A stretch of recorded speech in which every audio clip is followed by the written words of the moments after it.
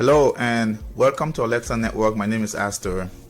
The reason for this video is I'm going to show you guys how to install the Windows Server 19 on VMware. And to really get started is, well, you want to open your VMware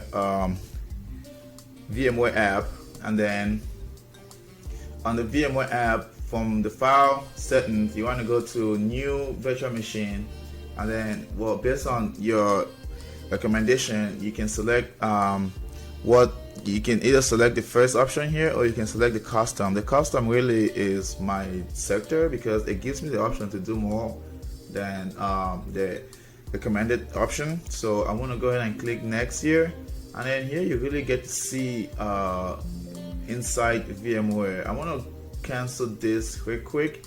That way, well, it doesn't really matter because all I want you guys to really be able to see is this small screen right here. You really get to this is all the past version of the app, so you get to see that. And then here it tells you your limitations and what you're working with. And then here you get the option to select the disk file, but right now, since this is something I like to do later because it gives me the option to do more with it, so I'm going to click next here. But you can always go ahead and select this option and then select the file if you have it already, which is fine. I'm going to go ahead and click next, and then since I'm doing Microsoft, I'm going to click on Microsoft here, Windows 19. You get the option to do more if you have the OS.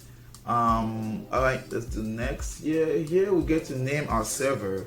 I'm going to name mine Astor 101.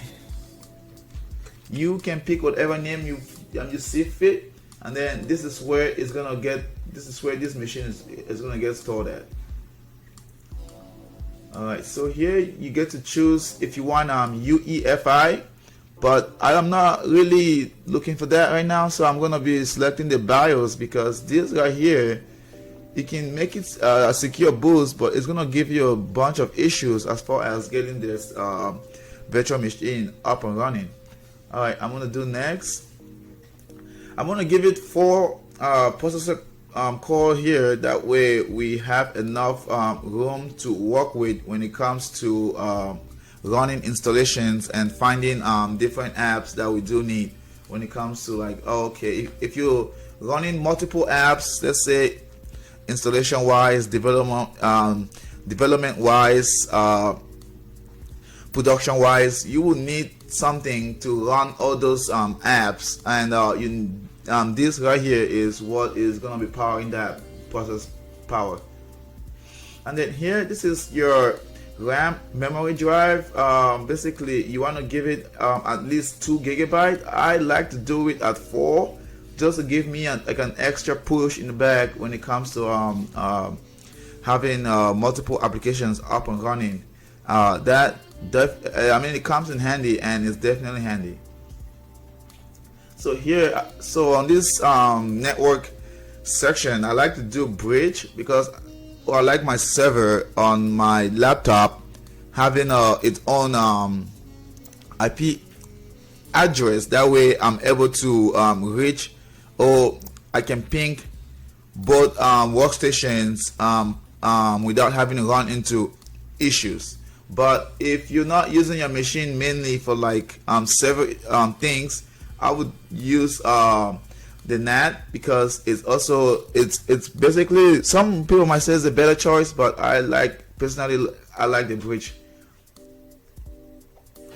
Alright, here I'm gonna leave it at the recommended, but you can do what you see best based on what you're doing. Okay, then I'm gonna leave this at recommended because I don't really see the rest of them as useful based on your application you're doing, but I wouldn't hesitate to select whichever one you see fit based on your software.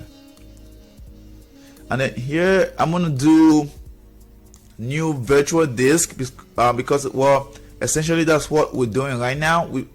I don't have an existing disk that I want to save this on, and I'm not trying to save it on my physical disk. So I would do new virtual disk here, and then here you get to give this virtual disk a size on your disk drive.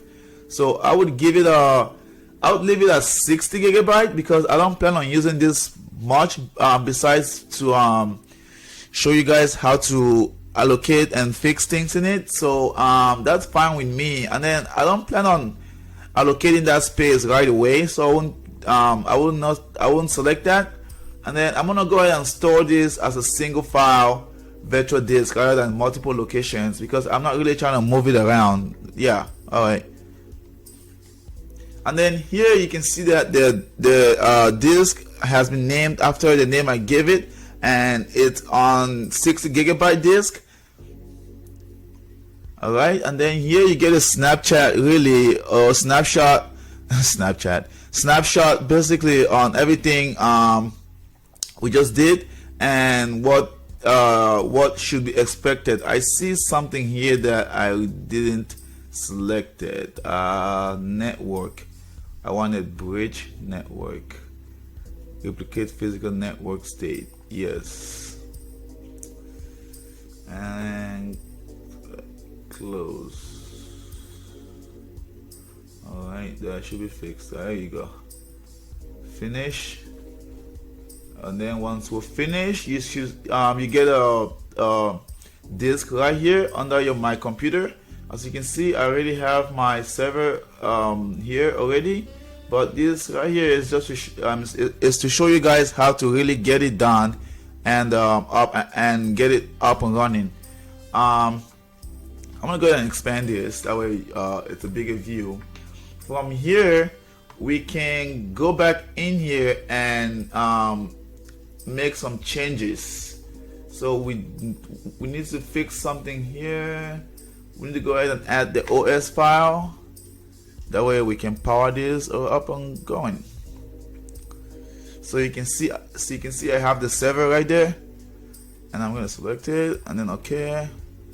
And then with that on there, I can go ahead and power this server on, and then let's see what's happening here.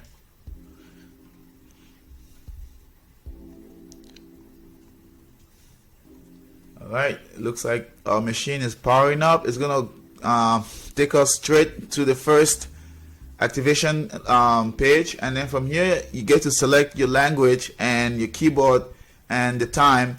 This is really based on where you are located, so this is really based on you. Alright, next. And then here gives you install.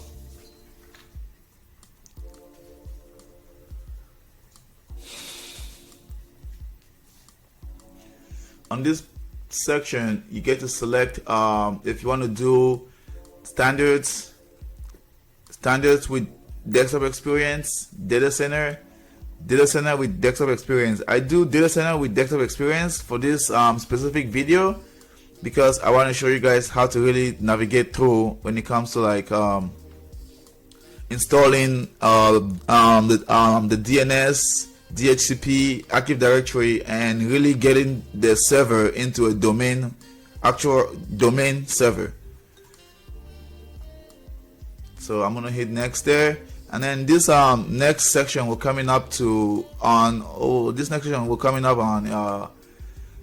I like to choose the custom because it gives me the option to either format, extend, add a new disk, delete, refresh it, or load something else.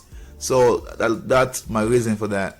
But if you don't plan on doing all this, you can always go back or you can always select upgrade version.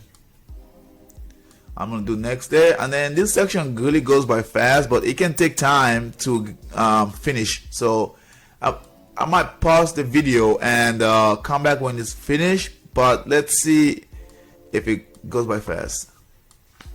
Yeah, I won't pause the video. I'm just gonna keep talking here. So honestly though, if you guys are like looking for whatever videos I post, I'm trying to post videos here every week, something new, everything IT, everything hardware, software, servers, Windows laptop, Mac. I do if you have a recommendation, go ahead post it down on the comment, and yeah, just let me know. Excuse the rapid languages and stuff like that, but I do plan on doing everything that any video requested that IT related, I plan on putting it out there. So let me know if you have any requests.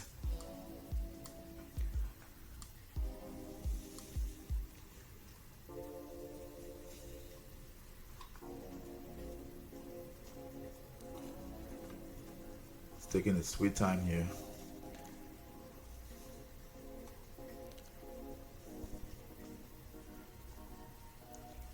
Finishing up, restarting computer in 8 seconds, 7 seconds, 6 seconds. Alright, we're almost finished here though, so that's good. And that is a good sign.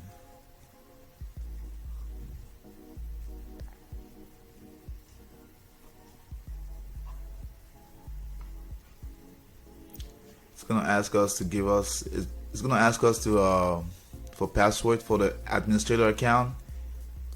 So at my, I think, yep, that should be the next stage to enter password for the admin account.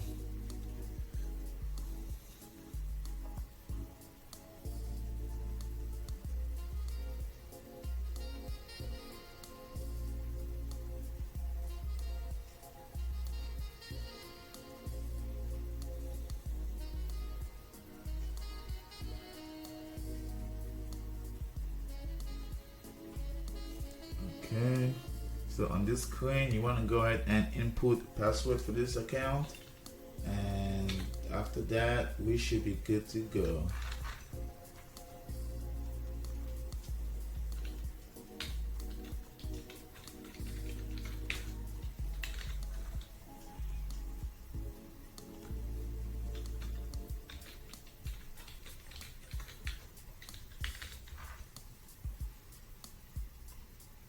Alright, so now it's gonna make me log in. Control delete, and so now I'm signed in.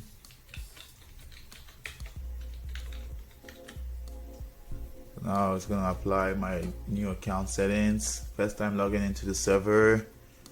So yeah, this is really how you install Windows Server 19 on VMware. And once all these things that popping up, you want to say yes to your network, and then this is really just asking if I want to use admin center rather than server manager to manage the server. I personally would install this just because I do find it even better than that too. So yeah, that's how you get it done. That's really this is basically it.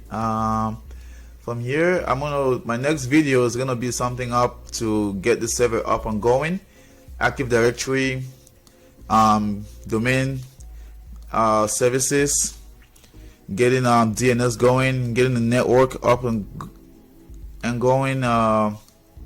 Really just how to manage the server and how to add tools and get them going, internet services and all that stuff. So yeah, thanks you all for watching, and I hope you have a good day and come back for more. Have a good one. Thank you. Bye.